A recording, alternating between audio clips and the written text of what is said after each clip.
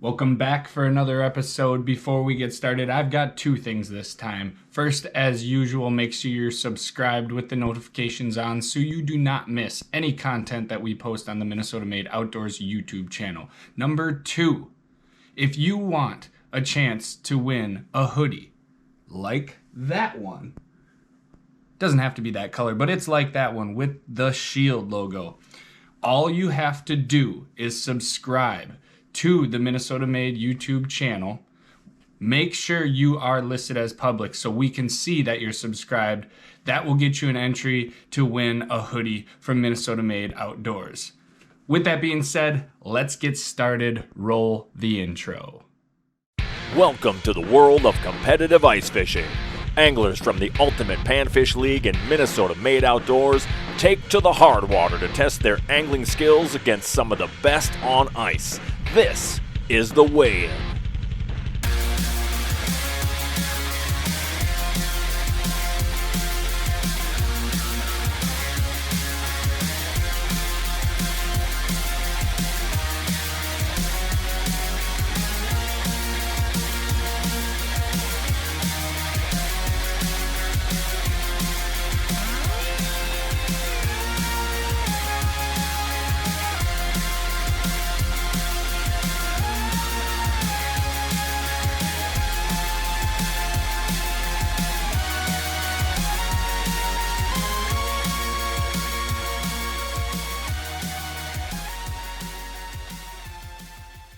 Minnesota Made Outdoors presents The Weigh-In, brought to you by Dan Rawlings Real Estate. Also brought to you by Thunderstruck Exteriors. Welcome back to episode 3 of The Weigh-In. I am your host, Tony Dahlberg, the real Tone D, back again. What a weekend we had last weekend. It was frigid cold, Arctic temperatures, negative 25-ish to start the day for us over on West Rush Lake. The UPL guys were dealing with similar temperatures down on Tatanka. We've got another great episode for you guys. Interviews with all of our top teams from both Minnesota Made and the UPL. Dale Luganbill is going to give us another breakdown on the lake, and we're going to get some words from our buddy Gordy Howarchuk as usual. Before we get going, one last thing. We had an awesome time on Saturday with the Hometown Heroes Outdoors folks. Minnesota Made has teamed up with them once again for the Home of the Brave fishing tournament. It was an awesome event. 50 law enforcement, veterans, first responders, firefighters, all those great people got out on the ice with a Minnesota Made member and caught some fish. And we were fortunate enough to get some amazing sponsors. We've posted our live weigh-in on the YouTube channel, so go check that out. You don't want to miss all the awesome stuff that these guys were able to get their hands on. Thank you so much to all the Hometown Heroes people that put this together, that worked with Minnesota Made. It's an amazing time, and we look forward to working with you guys in the future. Hey guys, I'm here with Tony Dahlberg and Kyle Rick. Let's all breathe heavy really quick. All right, third place finish today, 7.16 pounds. Feels real good. Yeah, top 3. You guys have done well in the past before. I remember that day really well. I remember, I'm looking down and I'm pretty sure that somebody was fishing something similar in Chisago. Yeah. This looks like a K-rip. This is a T-rip, actually. It's a T-rip, okay. This is the bait I used all day. This is the larger size T-rip in the bluegill color. I caught 90% of my fish on this today. Were you tipping it with plastics or meat? No meat, nothing. Just jigging it aggressive. I mean, banging it in their face and making them react. Okay, so on a day like this in the cold where you don't have to mess with meat, did you feel like that gave you an advantage? Oh, absolutely. Because I mean, I didn't have to take my hands out of my gloves for most of the time unless I was taking a fish off the hook. So yeah, it was definitely beneficial. When you're fishing something like that, how deep do you feel comfortable fishing? At 20, 30 feet? Yeah, up to 30. I don't know if I would want to go much deeper than that. Okay. I mean, it's kind of hard to feel it, especially on a noodle rod. Nice. So, it might be a little underpowered, but today with the cold weather, I mean, I needed to be able to feel it. So fishing one bait all day. Yeah, one bait. How about you, Kyle? And I went with the jointed pinhead. and it worked wonders today. No meat. I actually had to use meat for the bluegills. They were a little bit pickier, but the crappies just smoked it all day long. No meat. And it was it's actually been the ticket all year. So Have you fished other colors, or do you stick with that I do one? have a black and gold Okay. that I'll throw on sometimes, but Okay. for the most part, it's just good. I stole the black and gold from him Yeah. today. Nice. So when you guys put your plan together for this lake, what were some of the things that you were debating over?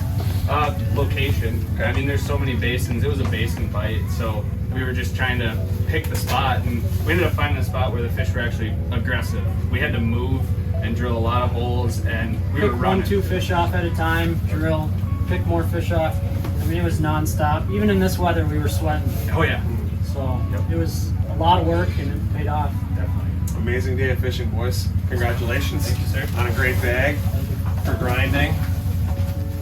Harrison, Nick Mueller, our current team of the year, came in second place today at West Rush Lake at just over 7.5 pounds. They brought some things to the table. People that we've been talking to and the feedback we've gotten, they'd love to see what you guys are fishing with. Leif, you wanna show some? Yeah, Show so some of your favorites for for the day. the crappies, we were using this Northland Silk Sliver Spoon. They don't make it anymore, but the Pinhead Minnow is very similar. It just happened to be on, so this. Were you tipping with me today? Yep. We as cold as it was, I didn't want to, but it's a comfort thing. So. You didn't want to push outside your comfort zone? Yeah, I was tipping it with Euros today, and just dropping it down there quick. And I got a Clam Legacy Noodle 30-inch. Beautiful rod. How about your bluegills? Then on the bluegills, we went. This is like a 4 mil drop with waxies, Awesome. How was the bite? and Nick's got the same, pretty much the same. Show, what do you got, Nick? Oh, same thing. Really? I got the Northland Sliver Spoon. Last one I got, it's blue. It's not green. I like the green ones. And I like that spring a lot. I don't know who makes it. And you don't need to spend a lot of money. This rod was like 12 bucks. And this one was maybe 20 bucks. And that's a Maynard's number size 10 tungsten. With waxwork? And it's green. Do you just thread your waxies onto your gills like that? Yep. Just one or two? Now you one. tell me. Always thread the waxy on so the feet are out. And that you bury the hook. That works good for me. So That's why. How many spots you guys fish today? Primarily 3, two. 4, 2 to go. Well, okay, yeah, we experimented with a few, but primarily 3. Okay. Did you feel like there was a particular depth you were focusing on when you were trying to find fish? Well, tell us how this like fish compared to, I don't know, Waconia. The crappies are deep. Wanted to try to find them shallow, but we couldn't. But we found some real nice gills shallow, and a spot from 3 years ago that didn't panned out today. Nice. So, yeah. Awesome We day. should spend some time thanking Clam Outdoors for these awesome ice suits. They are the best ice suits on the market, no doubt. I didn't know what they'd be like in the extreme cold, and they're very, very, very nice. It wasn't cold, fished outside all day. You look pretty clean today. The Clam Sub-Zero boots, also legit. For real. I mean, I fished in the slush with them now. Fished in minus 25. Really awesome suits. I mean, it helps when your partner's drilling out the holes. I mean, it looks like it's a wolf, so I'm giving you crap. I fish the same bibs you do. Love them. Did you guys stay warm today? Sounds like you did. Really did, yeah. Was it a pretty good day of fishing? Yeah, I've got a lot of fish. Okay. I've got a lot of fish. So we got one event left. Sitting in a comfortable lead. Take the rest of the month off. Yeah, you don't need to do any pre-fishing for cross. Just show up. Obviously, we're wishing you well going into our last event. Nick, Leif, our current team of the year. We'll see you in 3 weeks. Thanks, Mom, for the gator. I'm here with our winners, Jacob Stolquist and Daryl Thole. I have some questions about baits. You guys brought them. The first thing I want to ask you, though, because we were talking a little bit right after we got done with weigh-in, and you said that the spots that you went to did not pan out today. What adjustments did you make when this front came through to find your fish? We shifted deeper. Shifted deeper for sure. We went back. We were probably, 20 feet before to 15, 12, something like that, back in that bay, South Bay. And then we started all over basically yesterday because we couldn't find them. We couldn't stay on them. In that South Bay, they would keep shifting. Drill a hole to be 40 feet away on the Panax. So shifted to 27 feet, and then we started seeing that they were staying underneath us, and then we started looking for spots. And obviously, something that we don't use when we come tournament day is the Garmin Alive Scope or Pen Optics. So did you have to drill a lot of holes today just to adjust? Keep shifting, yeah. Yep, shit. Okay. It wasn't bad. Okay. Did you find crappies and gills in the same spot, or did you have a couple of different ones? A little bit. Okay. Same hole, just, you know, little Same basin. Okay. So the gills been pushed in, but the crappies been pushed out. at times. Okay. Oh, okay. All right. That's Oh, no, it's, sometimes they're below, sometimes they're, you know. Sometimes they're by themselves, yeah, sometimes they're mixed. But Got it. Daryl, you got a couple of things you want to show us that you were using today. What were you using to catch your fish? It's clamp punch jig, if you can see that. It's a drop Gold- kick. gold drop kick, Gold okay. drop kick. And then found these out in bait store in Ghizoni. Okay, Brothers Baits, and were you glowing it up? No? The natural light from the... Just threading it on? Yeah. Awesome. How about you, Jake? I was trying to do more of a minnow presentation today. So maki minnow and Kinder's canoe, I believe. Okay. And were you catching your bluegills on same plastics as well? Awesome. So you don't have to mess with live bait, and that's obviously really important in weather like this. Yeah, and that's why we shifted to a little bigger.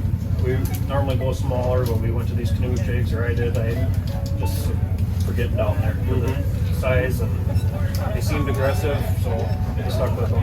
How many days you guys spend out here pre-fishing? 3 days. Got it. One last weekend and Friday, Saturday, Sunday. Outstanding. You worked hard this weekend. Yeah, broke a lot of stuff. Drill broke. You paid off in the cold. Snapped off at the chop. Oh yeah, that's what happens. It's cold and stuff breaks. Congratulations, Jake. Thank you. Daryl, congrats. Our winners, Jacob Stolquist, Daryl Thole, with 7.6 pounds. So just edging Nick and Leif. Congratulations, guys. Great day. Thank you. Thank you. If you couldn't tell, it was quite cold. We tried to shack up, get into that enclosed trailer with heaters on, but it didn't make much of a difference. We were clouding it up with our breath, and but we did get some good information. As I was saying, the bite was hot. Let's see how the UPL boys did. Let's see if they stayed warm. We're here after the Tatanka event. It was brutally cold. We stayed fairly warm, so I'm not going to sit here and act like I'm tough today. These guys here are tough. I mean, they braved the elements. It was, 24 below zero when we started today, with the wind chill below 30. Brutal day, but I said it to these guys. I don't think I said it to you. I take a lot of pride knowing that we are some of the best of the best, not just in fishing ability, but rugged outdoor men and women that if they can withstand conditions, if anyone can, it's this group. So I got third place, Ryan and Clayton. You guys had a great bag, I think, for these conditions. How'd it go today? How'd you get your fish? I started off a little slow. We had some company or whatever, and we were chasing basin fish with Ben in them, and it was slow. We came back in the afternoon and upgraded, and that's about it. Yeah, we were pinhead minnows almost all day. Yeah. So you came back in the afternoon and upgraded. Yeah, nice. We don't hear that often. No, we don't. Not when it comes About to 1 crappies. o'clock. That's pretty awesome. Yeah, we found them pre-fishing. I mean, in the afternoon in that spot, it just seemed like they kind of stacked up a little bit tighter together in the afternoons out there. So Sure. we ended up going back. No, nice fish. You guys are doing well. I don't know where end of the year tournament standings are right now, but I think it's going to be pretty darn close to these three teams I think holding these the guys. top three. I think these guys here are gonna have to arm wrestle for it again. It's going to be pretty interesting. We were a pound up, now they're a pound up.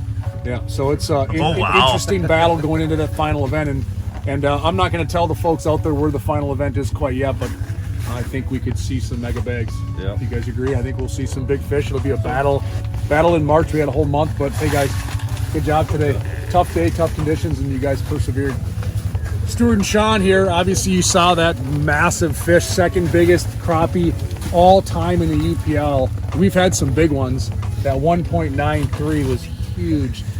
Tell everybody how you got them, if you want. Yeah, we spent a whole week searching fish and just located these ones yesterday, and they were roaming on the edge of the basin, kind of near some humps a little bit, and just big schools that were roaming in and out.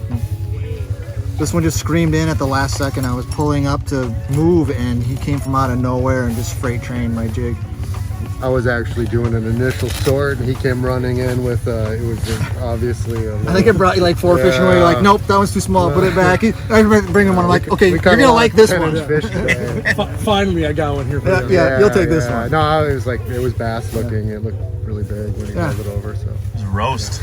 yeah, and then we did a west for crappies and an east for blue. We had to run back, get our bluegills, and then we went back. We actually got three upgrades. We had. Yeah, we did, so it kind of put us up a little bit. Yeah. Well, we get as excited as you guys to watch these fish come in. I mean, I think we hoot and holler as loud as anybody when you come in, so it's pretty fun to see big fish like that. Yeah, so nice job, guys. That's a thanks, man. Awesome fish. Second all-time in UPL history. Got Ben and Colby here. I think you saw their fish. It was, I don't think you can ask for a better batch of crappies. I mean, that was pretty impressive. I mean, we talk about breaking the all-time UPL record and the teams get better and better, and I think those were the right kind of crappies to break the record. So how'd it go today? How'd you catch your fish? Well, we started off on our plan A. It was good last night. We got there and there wasn't a fish there. And we had another spot where we said we're going second. If we were going to check it, we checked it, nothing, went right there. Got into the area, kind of moved around, picked up a few. You know, we got to where we had a bag, kind of comfortable, you know, as far as the crappies. We had maybe 10 or 8 or whatever it was, you know. Went down to this end, pulled our bluegills out, small fish, but you know, they got it done. We're hoping for a little better because we caught last Saturday. What he did was better bluegills. Sure. Yeah. You can comment a little bit, Toby. Yes. It was the afternoon bite. We left in the morning with I think 3 that were the size that we knew that we needed. We knew that we needed to get our bluegills. So then we came back there and we got, you know, I'd say 5 of our fish were quality crappies, and then we picked up a couple extra last minute there, so that had kind of worked their way out of the community hole this morning, and we picked back up once we left there to go get our bluegills. We got out of the community hole and came out of the bluegills, came back, and they were right in the same holes where we left them, and we just sat there and beat on them. So. It's one of the few events, I think, where we've had multiple teams say in the afternoon we upgraded, we came back and caught more fish. The first 2 events, it was 9 o'clock, 10 o'clock hit, and it was game over. So that's pretty cool to see. Awesome bag. I mean, like I said, top 5, 5th largest bag in UPL history. That's pretty cool. So awesome fish. So super fun. Like I said, I can't speak volumes enough about not just these 3 teams, but all the teams today. Horrible conditions. I'm not gonna lie, I didn't want to be out there. I don't envy you guys today. You went out there and caught a bunch of fish, made it happen, and I think we showed what good anglers can do, right? So nice job. Top 3 teams on Lake Tatanka. You got Ben and Colby in first, Sean and Stuart in second, and you got Clayton and Ryan in third. Nice job, guys. We'll see you guys in a month for the final event for the UPL season. Unbelievable. Those boys put it down. That was some great fishing by them. Glad they could grind it out as we did over on Tatanka. And in that cold, they were able to pull together some pretty hefty fish. I saw one of them, it was pushing just over 14 inches, and the thing weighed about 1.9 pounds. Unbelievable. Hopefully I can get on a fish like that someday. Dale Luganville with Full Scale Outdoors is back again to give us his input on how to break down a lake like West Rush. Now, there was a little bit of a variance from our last experience where we were fishing shallow, we were fishing in the weeds, we're looking for feeding flats. This time, big change. We were fishing deep, we were fishing basins, and this cold weather really pushed the fish into a different pattern than what we were used to in our pre-fishing. So let's see how Dale breaks it down. It's some really good information. Welcome everybody to the Laker Breaker. This week, it's West Rush Lake in Rush City, Minnesota. All right, this lake sets up, it's pretty long, about 3 miles from north to south, because I drove it. It was cold. But going back to what we did on Waconia, right? How do you start to break down a lake? Well, you pick that lake map. It always starts with that lake map. Find those lines of demarcation where steep drops, those flats like we talked about on Waconia. Find those things. They are still going to come into play. Another thing you can do, look at satellite maps. Satellite maps will let you know if there's any weed growth in the area. I went into this lake not thinking there was any weed growth to really any shallow weeds to fish. Looking at satellite maps, I found out I might be wrong. When we hit the lake, I decided to drill out some of those shallow water. Sure enough, we found some live weeds, and we found fish in those weeds, and there were really nice bluegills. So, satellite maps can come into play big time in helping you break down a lake. Now, for the most part, not only the gills were in shallow, all of the crappies, at least what I found, were out deep relating to those basins and those break lines. And so what a basin is basically a big, large, expansive bowl of deep water. Not much structure. Sometimes they will relate the structure within that basin, whether it's an inside turn, a point, even just a straight break line. And other times, it seems they sit right smack dab in the deepest part of the lake, and they just swim around circles, or so it seems. Now this lake, when you look at it, it might look at one big kind of giant ditch of water, but once you start looking at the lake map, you'll see that it gets deep, it gets shallow, it gets deep, it gets shallow. And each one of those deep spots, you have to treat it like it's its own lake, because they all have different characteristics. Some of those have more or less access to shallow water. The bottom content is going to be different. That matters because your mud is going to have bug hatches coming out of it. Sand isn't going to have so much. Rock, not so much. So pay attention to any and all information you can get from your lake map. Sometimes they say heavy weeds. Sometimes they'll say rock, sand, mud, transition, depending on which lake map app you're using. And again, going back to Waconia, you find that magic zone, and that only comes from going out and pre-fishing and actually scouting and dropping cameras down and see what you can see. So you go out there, again, check the clarity of the water. That let me know, I think there should be some weeds, and there were some weeds, and they were holding fish, but only our gills, again. So you go to the basins, and basins would hold a mix of both bluegills and crappies. But we found better bluegills shallow, at least in pre-fishing. So what happened game day for us and many other teams is that this extreme cold snap that we have, 25 below zero, seemed to, I don't know where they went. I assume they pushed them out deep into those basins, but they were not in the shallows anymore come game day. So that's where you have to make sure you have your game plan. Also, I want to point out that if you're not a tournament fisherman, you're just out fishing for fun, this is still good information to have, because just because you check off a spot, shallow water, and it looks like there should be fish there, maybe they're not, or maybe there is, but then when you fish them, they're gone. Don't be afraid to check that spot again. If it looks fishy, it probably is fishy. It just might not be fishy for the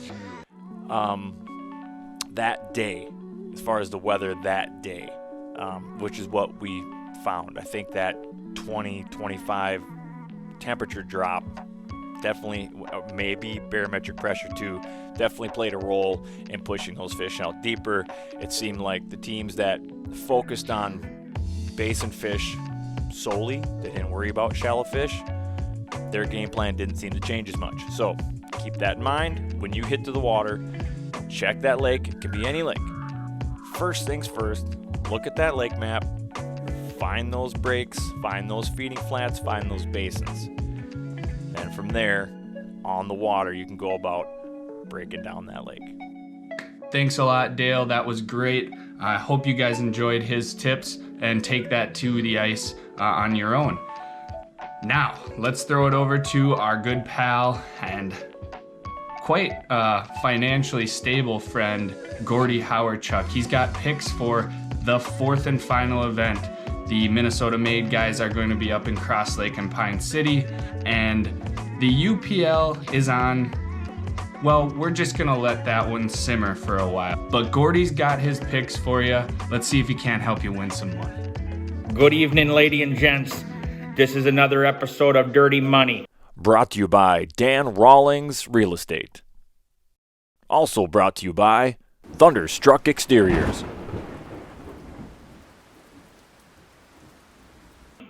My name's Gordy Howardchuk. Let's take a look at last week. Well, the anglers out there were colder than Ted Williams. You know, he's cryogenically frozen, for those of you that don't know. It was a cold one out there. The Ultimate Panfish League was out on Tatanka. Like I said, never heard of it, but looks amazing. I took the over, and thank you for Lutterman and Craninger for taking care of me there. Big time bag, over 11. Oh boy, big crappies. Yep, so they took first. Kettering and Hyla took third. I had both of them in my top 3. Won some cash. Ching ching, this is easy. Then over to the Minnesota Made, I took the under. It was Dingfest 2021, and it came true. And yep, so it was under the 8 pounds or whatever it was at. Won money there. Got the Narrison Mueller pick. They came in at second. And then that Kyle Rick and Tony Dahlberg team really screwed me over. Beat Ghizoni and Feniger. Otherwise, I would have had 2 there too. So tough break. On to this week, the last week, the final week, the UPL. Not going to tell you what lake they're on, but it's going to be a big bag. The over-under set at 11.11. I'm taking the under. This lake can be tough, but it can be very rewarding. So let's see what happens here. For my top 3, I'm taking Lutterman and Craninger at plus 400. Kettering and Hyla at plus 500. They're battling out for Team of the Year. They're within a pound. They just flip-flopped. My third pick is going to be Dean and Griffith. Sleeper pick, Dean and Griffith, they're at plus 1,300. My sleeper pick there is going to be Kemper and my buddy Kip. Another heartfelt one. I sometimes bet with my heart instead of my mind. But I think they're going to do well. They're at plus 3,200, so if they do, big cash. All right. Minnesota Made is at the Cross Lake. Never fished there before. So no evidence to see, who's done well or what. But the 9.25, I'm taking the over. I think they got some extra time here to do some pre-fishing, and they're going to find the big ones.